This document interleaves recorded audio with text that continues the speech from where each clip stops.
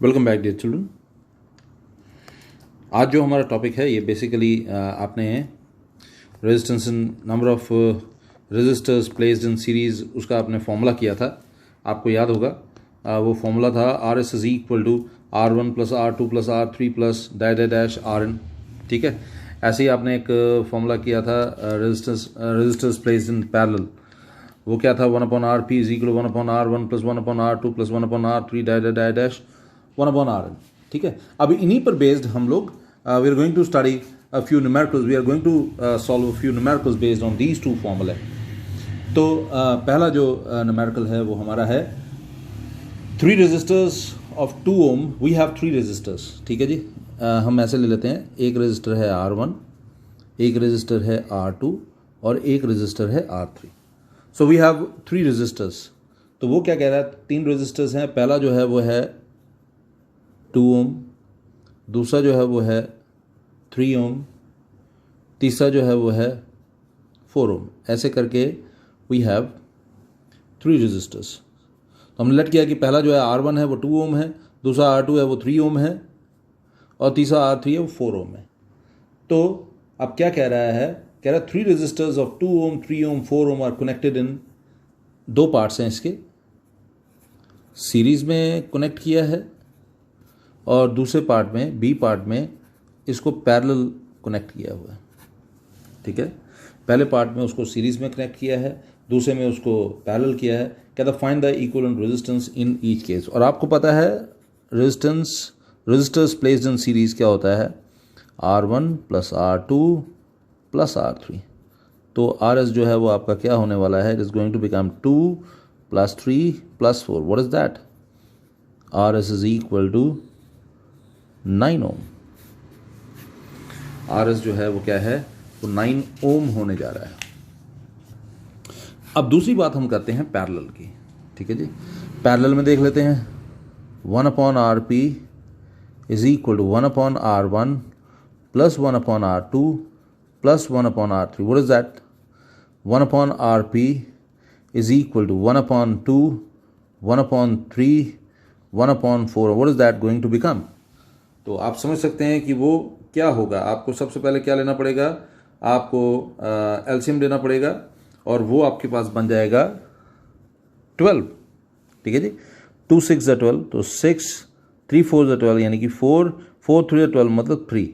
तो हो गया 1/RP इज इक्वल टू 10 13/12 और RP is equal to 12/13 ohms. यह आएगा आपका 12/13 ओम्स। ठीक है जी, देखिए मैं आपको एक और चीज़ बताता हूँ। 12/13 ओम्स अगर आपके पास आ गया तो 12/13 ओम्स जो है उसको आप किस तरह से लिख सकते हैं ये आपको देखना पड़ेगा। 12/13 ओम्स आप वैसे तो चाहें तो इसको ऐसे भी छोड़ सकते हैं, लेकिन अगर आप ऐसे नहीं छोड़ना चाहते तो 12/13 होता क्या है वो आपको करके देखना पड़ेगा। 12/13 होता है 0.923, इट इज 0.923 ओम्स। ठीक है जी, so this is your answer. Simple था ना। सीरीज में अगर उनको कनेक्ट करना है, आपके पास 3 रेजिस्टर्स हैं, अगर इनको सीरीज में कनेक्ट करना है तो ये फॉर्मूला लगेगा, अगर इनको पैरेलल करना है तो ये फॉर्मूला लगेगा। और ऐसा करके आपने इसको क्या कर दिया, यू सॉल्व्ड इट। तो आगे चलते हैं, नेक्स्ट वाले पार्ट की तरफ देखते हैं। नेक्स्ट वाला पार्ट क्या है वो भी आप देख लीजिए। नेक्स्ट पार्ट ज़्यादा इंपॉर्टेंट है। आपके पास एक सर्किट डायग्राम है, you are given with a circuit diagram like this one. मैं आपके लिए बनाकर दिखा देता हूँ। ये एक सर्किट डायग्राम है। ठीक है जी, ये एक एमीटर यहाँ पर लगा हुआ है, आप देख लीजिए। ठीक है जी,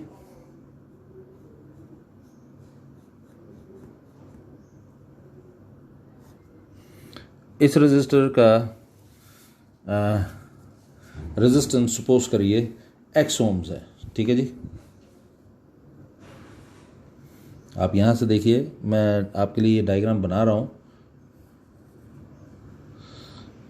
नोटबुक अपने हाथ में रखनी चाहिए, पेन अपने हाथ में रखना चाहिए, नोटबुक अपने सामने रखनी चाहिए और शुरू हो जाना चाहिए। ठीक है जी,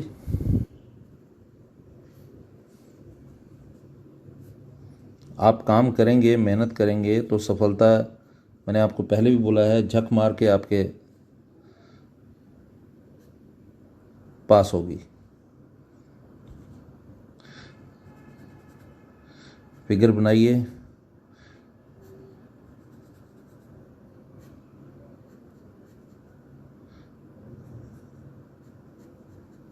ठीक है जी। अब देखिए ये 6 वोल्ट, तो करंट तो ऐसे ही फ्लो करेगी, आपको पता है ये पॉजिटिव और नेगेटिव है। ठीक है जी, ये ऐसे ऐसे।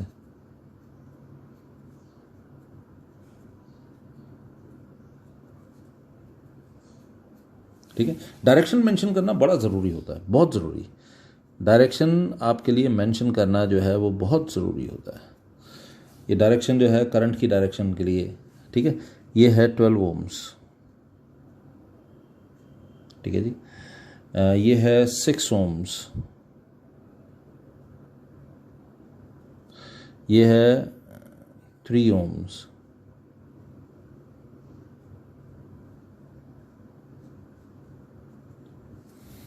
ठीक है जी, ये है 2 ओम्स, ये है x ओम्स। ओके, ये देख लीजिए आप, आपके पास ये, आई एम श्योर कि आपको समझ आ रहा होगा। ये 6 वोल्ट है, ये एक एमीटर प्लेस किया गया है, ये 2 ओम का रजिस्टर है, ये 12 ओम का, ये 6 ओम का, ये 3 ओम का, ये x ओम का है। Now you have to find the value of x। आपको x की वैल्यू जो है वो यहाँ पर निकाल के दिखानी है। x की वैल्यू निकालनी आपके लिए बड़ी आसान होगी, कोई ज़्यादा मुश्किल नहीं होने वाला। तो आप ध्यान से देखिएगा, एक चीज़ नोटिस कीजिएगा, मैं आपको एक चीज़ बताता हूँ, वो ये है कि ये पूरा रजिस्टर और ये पूरा रजिस्टर, ये पूरा तीनों जो पैरेलल में है, ओके, और ये सीरीज में है, एंड टू एंड जॉइंट है। देख लीजिए, इस एंड के साथ ये वाला एंड जॉइंट है, इसके एंड के साथ इसका एंड जॉइंट है ना, सामने दिख रहा है। तो इसका मतलब है ये पूरा और ये पूरा, ये जो है ये सीरीज में है। तो पहले हम इसका काम करते हैं कि ये जो है ये क्या है, ओके। तो ये पहले हम निकाल लेते हैं।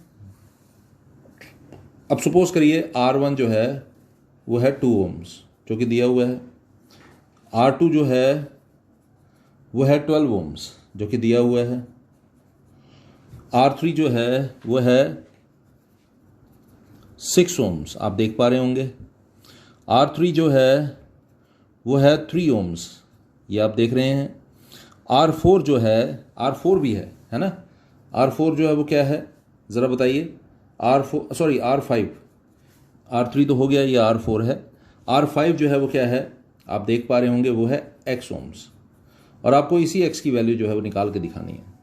अब क्वेश्चन को एक बार दोबारा से देख लेते हैं। Carefully study the circuit diagram and calculate the value of x। तो मैं पहले क्या करता हूं, मैं पहले इस वाले पार्ट के लिए बात कर लेता हूं। ये जो पार्ट है यहां पर 1/RP जो है वो किसके बराबर होगा, 1/R2 plus 1/R3 plus 1/R4। ठीक है जी, आप समझ सकते हैं इस पूरे के लिए ये सब पैरेलल है ना, ये पैरेलल अरेंज्ड है, तो मैं इनके लिए बात कर रहा हूँ। तो देखते हैं ज़रा क्या बनता है। 1/RP is equal to 1/12 plus 1/6 plus 1/3। ठीक है जी, 1/12 प्लस 1/6 प्लस 1/3, ये जो है ये आपके लिए। तो चलते हैं थोड़ा सा और आगे, अब बात करते हैं 1/RP इज इक्वल टू 12, 6, 3 का एलसीएम वो है 24, 12 2 ज़ा, 6 4 ज़ा, 3 8 ज़ा, what is that, 12 14, 14/24, what is that, 7/12। ठीक है जी, यानी कि आपके पास RP की वैल्यू आ गई 12/7। ठीक है जी, अब 12/7 एक्चुअली होता क्या है वो देख लेते हैं। 12 डिवाइडेड बाय 7 जो है it is 1.714, it is 1.714 ohms.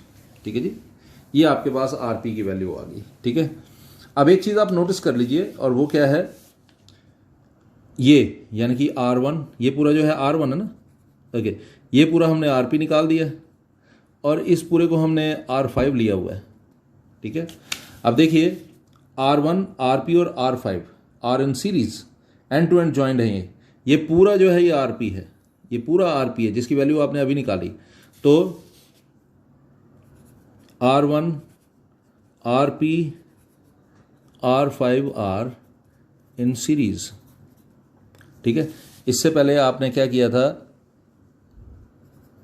R2, R3, R4 are parallelly arranged, है ना, पैरेलल अरेंजमेंट है। तो यहाँ पर R1, RP, R5 are in series, अगर ये सीरीज में है तो इसका क्या मतलब है, इसका मतलब है नेट रेजिस्टेंस जो है it is going to become R1 plus RP plus R5। What is R1?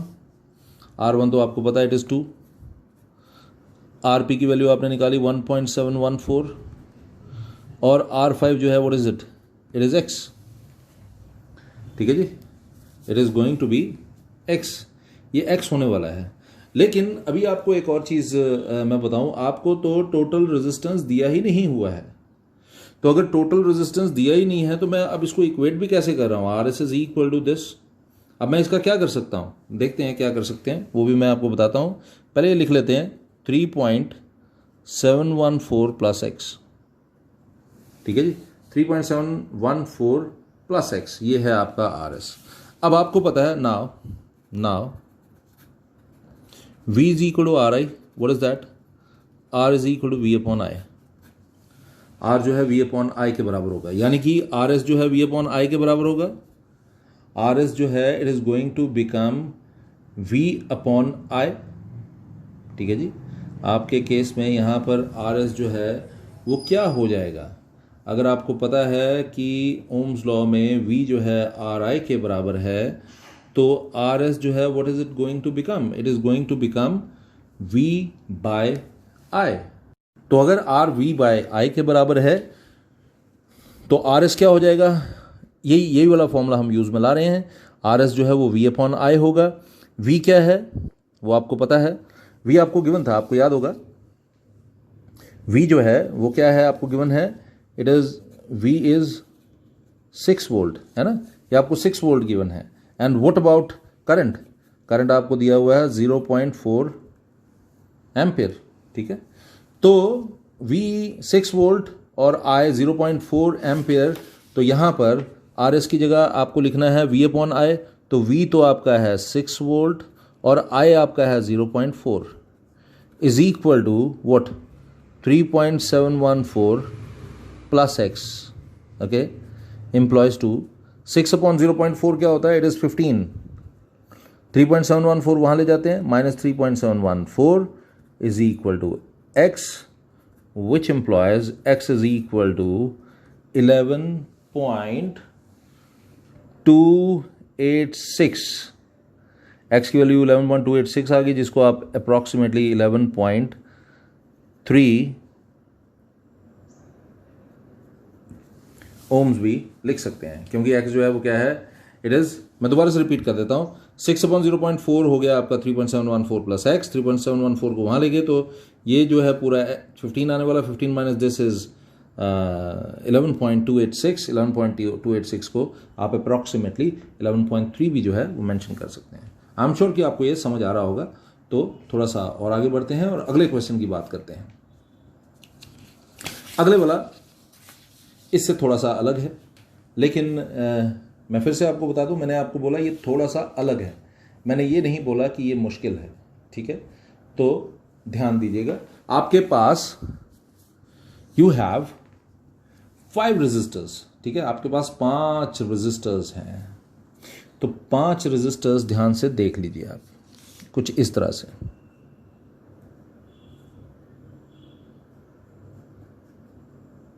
ठीक है जी। एक इसमें ऐसे है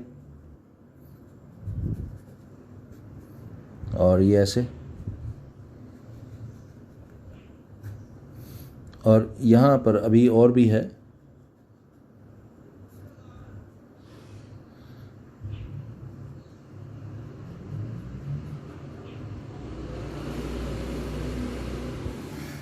ठीक है जी, तो नाम दे देते हैं, आपको ऑलरेडी दिया हुआ है क्वेश्चन में। ये है ए, ये है बी, ये है ई, ये है सी, ये है डी। ये है जी 3 ohms, ठीक है। ये भी है 3 ohms, ये भी है 3 ohms, और ये वाला भी है 3 ohms, ठीक है जी। ये सारे 3 ohms के हैं, तो ये भी 3 ohms का है। Now what the question is, calculate the resistance between the points A and B. A और B के बीच में क्या रेजिस्टेंस होगा वो आपको निकालना है, ठीक है। तो आप ध्यान दीजिएगा, resistance between A and B, A और B के बीच में रेजिस्टेंस। तो आप देखिए ज़रा, A और B के बीच में ये है, ठीक है। जब आप A और B के बीच में रेजिस्टेंस निकालने की कोशिश करते हैं तो आप उसको किस तरह से निकालेंगे, आपको उसके बारे में सोचना पड़ेगा, ठीक है जी। तो शुरू करते हैं A और B के बीच में रेजिस्टेंस। वो देखिए यहां पर इसको मैं अगर R1 मान लूं, ये R1 है, ये R2 है और ये R3, सपोज करिए। आप ध्यान दीजिएगा, इसको मैंने R1 मान लिया, इसको R2 मान लिया, ये R1 है, ओके, ये R2 है और ये मान लेते हैं R3 है, इसको मान लेते हैं R4 है, इसको मान लेते हैं R5 है। आप नोटिस कीजिए R1 और R2 जो है वो सीरीज में होंगे, क्योंकि आपने A और B के बीच में निकालना है। A ये कुछ इस तरह से होगा, देखिए ज़रा, ये पॉइंट है A, ये पॉइंट है B, ओके, इस तरह से है ना, ये इस तरह से बन रहा है ना, A E से होकर गुजर रहा है ये A और B के बीच में, ठीक है। तो यानी कि ये दोनों सीरीज में है आपस में, है ना, ये ऐसे है ना, ये पूरा एक लाइन है, तो ये सीरीज में है। और इस पूरे के साथ मतलब R1 और R2 के साथ R3 जो है वो पैरेलल है।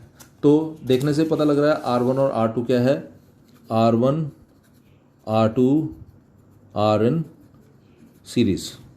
तो देयरफॉर RS जो है वो क्या हो जाएगा, R1 plus R2, what is that, 3 plus 3, what is that, 6 ohms. Therefore RS 6 ohm है, RS आपका 6 ohm आ गया, ठीक है जी। अब RS पूरा और R3, RS पूरा और R3 आर इन पैरेलल, ये पैरेलल है। R1 और R2 ये देख लीजिए, R1 और R2 तो सीरीज़ में थे, लेकिन R1 और R2 के साथ R3 जो है पैरेलल है। मतलब R1 और R2 का आपने टोटल निकाला RS के साथ R3 जो है वो पैरेलल है। तो RS और R3 पैरेलल है। इसका क्या मतलब है, इसका मतलब है, मैं RP से इसको डिनोट कर रहा हूँ। RP जो है वो क्या हो जाएगा, RP is equal to, 1 upon RP, 1 upon RP is equal to 1 upon RS plus 1 upon R3. What is that? 1 upon 6 plus 1 upon 3. What is that? 1 upon RP is equal to, LCM आया 6, 1 plus 2, it is 3 upon 6, it is 1 upon 2. Okay? That is RP is equal to 2. आपके पास RP जो है वो 2 ohms आ गया, ठीक है जी। मैं एक बार आपके लिए फिर से रिपीट कर रहा हूँ, आप ध्यान दीजिएगा थोड़ा सा, ठीक है जी।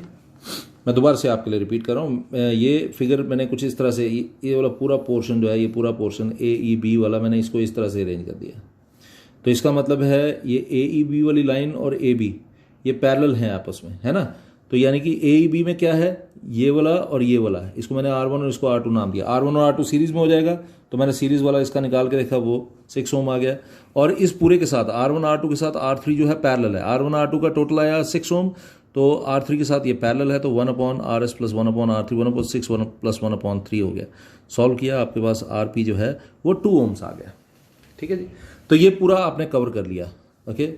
अब ज़रा देखिए ये पूरा यानी कि RP, ठीक है, R4 RP R5 R इन सीरीज़, ये क्या है, सीरीज़ में है, मैं रिपीट कर देता हूँ, R4,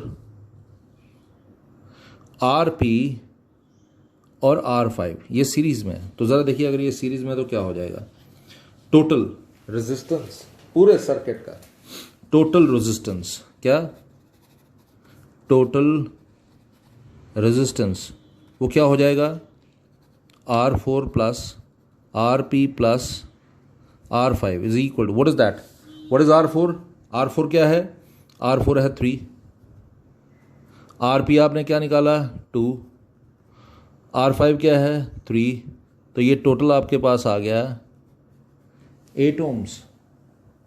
ठीक है जी, ये आपके पास टोटल जो है वो क्या आ गया, it is 8 ohms. I am sure कि आपको ये कंसेप्ट जो है अच्छे से समझ आया होगा। ये हमारा सेकंड पार्ट था, ये था फर्स्ट पार्ट। पहले आपको निकालना था resistance between A and B, और लास्ट में निकालना था resistance between C and D. तो सी और डी के बीच में ये पूरा पार्ट भी आता है, इसीलिए इसके साथ ये पूरा पार्ट और ये पूरा पार्ट जो है वो क्या है, सीरीज में। आई एम श्योर कि आपको ये समझ आया होगा। चलते हैं थोड़ा सा और आगे। अब हमारे पास दो रेजिस्टर्स हैं। When two resistors of resistances R1 and R2 are connected in parallel, R1 R2 दो रेजिस्टर्स हैं, ठीक है जी। इनको पैरेलल कनेक्ट किया जाता है, इनको सीरीज में कनेक्ट किया जाता है, ठीक है। When two resistors of resistances R1 R2 are connected in parallel, the net resistance is R ohm. Parallel आपको याद होगा, पैरेलल मैंने आपको बताया था, सपोज करिए दो रेजिस्टर्स हैं तो 1/RP अगर वो पैरेलल गया तो 1/R1 प्लस 1/R2 होगा, है ना। जब हम डेरिवेशन कर रहे थे, आपको याद होगा मैंने डेरिवेशन में आपको इसके बारे में बताया था कि मैं इसको ऐसे भी लिख सकता हूँ, 1/RP is equal to R2 plus R1 upon R1 R2। Reciprocal अगर आप इसका ले लेते हैं तो हो जाएगा ये RP is equal to R1 R2 upon R1 plus R2। ठीक है जी, आपको याद होगा ये हमने जब हम डेरिवेशन समझ रहे थे तब हमने किया था, ठीक है। ऐसे ही अगर सपोज करो 3 होते तो होता 1/RP is equal to 1/R1 1/R2 1/R3। इस केस में क्या होना था, एलसीएम आ जाना था R1 R2 R3, और यहाँ पर होना था R2 R3 plus R1 R3 plus R1 R2। तो इसका मतलब है आपके केस में यहाँ पर RP जो है R1 R2 R3 upon R1 R2 plus R2 R3 plus R3 R1 होने वाला है, ठीक है जी। तो खैर इतना हम डिस्कस नहीं करेंगे, यहाँ पर दो ही आपके पास है, तो पैरेलल में अगर होंगे तो RP जो है उनके मुताबिक it is given to you that when two resistors of resistance R1 R2 are connected in parallel, the net resistance is 3 ohms। RP जो है वो 3 ohms है। और RP का क्या मतलब है, दो के केस में मैंने आपको समझाया। RP जो है वो क्या होता है, it is R1 R2 upon R1 plus R2 is equal to 3 ohms। ये आप एक बात याद रखिए। दूसरा आपको बताया हुआ है कि अगर ये सीरीज में होते तो इनका रेजिस्टेंस कितना होता, सीरीज में होने पर इनका रेजिस्टेंस होना था 16 ohm. When connected in series its value is 16 ohms. तो सीरीज में तो आपको याद होगा वो R1 प्लस R2 ही होता है, वो हो गया 16 ओम्स, ठीक है जी। This is number 1 and this is number 2 from 1 and 2। ये हो जाएगा R1 R2 upon R1 plus R2 है 16 इज इक्वल टू 3। अब सोचिए अगर R1 प्लस R2 16 है ना, ये आपको बोला है कि R1 प्लस R2 जो है वो क्या है 16 है। R1 प्लस R2 अगर 16 है, यहीं से आप बता सकते हैं। अगर मैं देखूं, मैं दोबारा से बताता हूँ, R1 प्लस R2 अगर 16 है तो सिर्फ R2 क्या हो गया 16 माइनस R1। मुझे लगता है आपको समझ आ रहा होगा, है ना।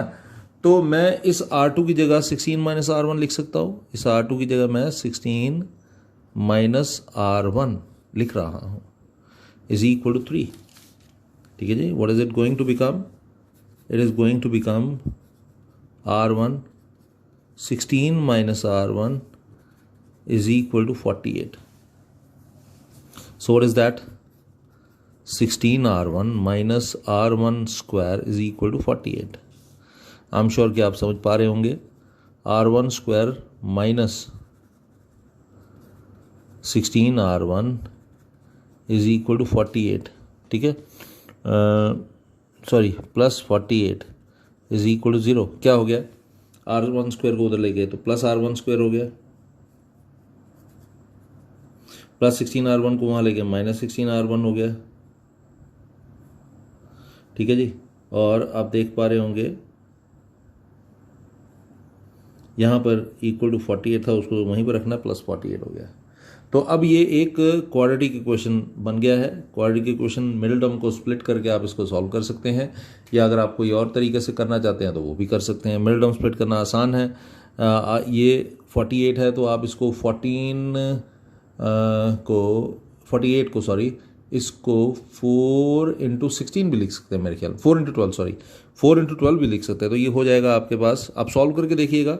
ये r1 स्क्वायर, अब इसको आप आगे खुद सॉल्व कीजिए. ये हो जाएगा r1 square minus 14 no minus क्या करेंगे इसको, माइनस 12r1 माइनस 4r1 करके आप इसको सॉल्व कर लीजिए, स्प्लिट कर लीजिए. Minus 12r1 minus 4r1. ठीक है, और फिर आपके पास r1 की वैल्यू जो है बड़े आराम से आप निकाल पाएंगे. आई एम श्योर कि आपको ये कंसेप्ट जो है वो समझ आया होगा. फिर भी किसी प्रकार की परेशानी होगी तो ज़रूर डिस्कस कीजिएगा. मैं दोबारा से आपको बता देता हूँ, आपके पास अगर पैरेलल में 2 रेजिस्टर है तो उनका टोटल रेजिस्टेंस आर ओम है, 3 ओम है, और अगर सीरीज़ में है तो 16 ओम है. पैरेलल का फॉर्मूला आपको पता है, आपने वो लगाया, और सीरीज़ का फॉर्मूला आपने लगाया,